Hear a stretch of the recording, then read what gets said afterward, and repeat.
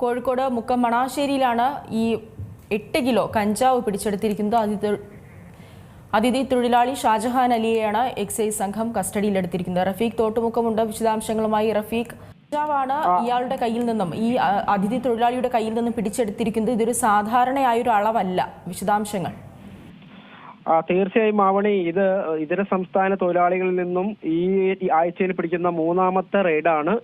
അതായത് കോഴിക്കോടിന്റെ കിഴക്കൻ മലയോര മേഖലയായ തിരുവമ്പാടി, കൂടരഞ്ഞി, മുക്കം ഭാഗങ്ങളിലെല്ലാം ഇവിടെ ഇതര സംസ്ഥാന തൊഴിലാളികൾ വ്യാപകമായിട്ട് സിന്തറ്റിക് ഡ്രഗ്സുകളടക്കം ഉപയോഗിക്കുന്നുണ്ട് എന്നുള്ള ഒരു പരാതിയുടെ അടിസ്ഥാനത്തിലാണ് ഇപ്പോൾ എക്സൈസ് സംഘം വ്യാപകമായിട്ട് പരിശോധനകൾ നടത്തുന്നത്. അതിന്റെ ഇടയിലാണ് ഇതിപ്പം ഈ ആഴ്ചയിൽ തന്നെ മൂന്നാമത്തെ തവണയാണ് ഇപ്പോൾ ഒരു ഇതര സംസ്ഥാന തൊഴിലാളിയെ എക്സൈസ് സംഘം പിടികൂടുന്നത്.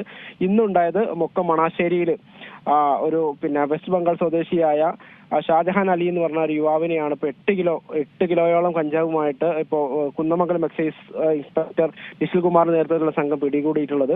എന്തായാലും അളവിൽ കൂടുതലാണ്. ഇതെന്തായാലും ആളുകളിൽ ഒരു ഞെട്ടലുണ്ടാക്കിയിരിക്കുകയാണ്. ഇത്രയും വ്യാപക രീതിയിൽ, അതായത് വിൽപ്പനയ്ക്കെത്തിച്ച കഞ്ചാവാണ് ഇത് പിടികൂടിയെന്നാണ് നമ്മളോട് എക്സൈസ് പറഞ്ഞിട്ടുള്ളത്.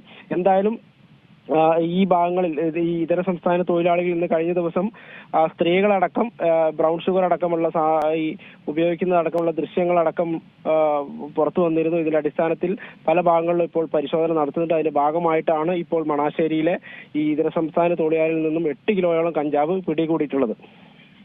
എന്നാണ് ഇയാൾക്ക് ഇത്രയും ഈ വ്യാപകമായ അളവിൽ കഞ്ചാവ് കിട്ടിയതെന്ന് സംബന്ധിച്ച് എന്തെങ്കിലും സൂചനകൾ ലഭിച്ചിട്ടുണ്ടോ? ഇതിനെക്കുറിച്ച് കൂടുതൽ പരിശോധനകൾ നടത്തി വരികയാണെന്നും ഇതിന്റെ ഇയാൾക്കുള്ള കൂട്ടാളികൾ എത്ര പേരുണ്ടെന്നുള്ള പരിശോധന നടത്തുകയാണെന്നാണ് എക്സൈസ് സംഘം നമ്മളോട് പറഞ്ഞിട്ടുള്ളത്. എന്തായാലും ഉടനെ ഇവരെ കൂട്ടാളികളെ പിടികൂടാനാകും. അല്ലെങ്കിൽ ഇതുമായിട്ട് ബന്ധപ്പെട്ടിട്ട് ഇത് മാത്രമല്ല, ഇതിൽ കൂടുതൽ അളവുകൾ പല സ്ഥലത്തും ഉണ്ട് എന്നുള്ള ഒരു സൂചന തന്നെയാണ് ഇവർക്ക് കിട്ടുന്നത്. എന്തായാലും പരിശോധനകൾ വ്യാപകമാക്കാൻ തന്നെയാണ് എക്സൈസ് സംഘത്തിന്റെ തീരുമാനം. ഏറ്റവും പുതിയ വാർത്തകളും വിശേഷങ്ങളും വിരൽ തുമ്പിലറിയാൻ സീ മലയാളം ന്യൂസ് എല്ലാ ഡിജിറ്റൽ പ്ലാറ്റ്ഫോമുകളിലും ലഭ്യം.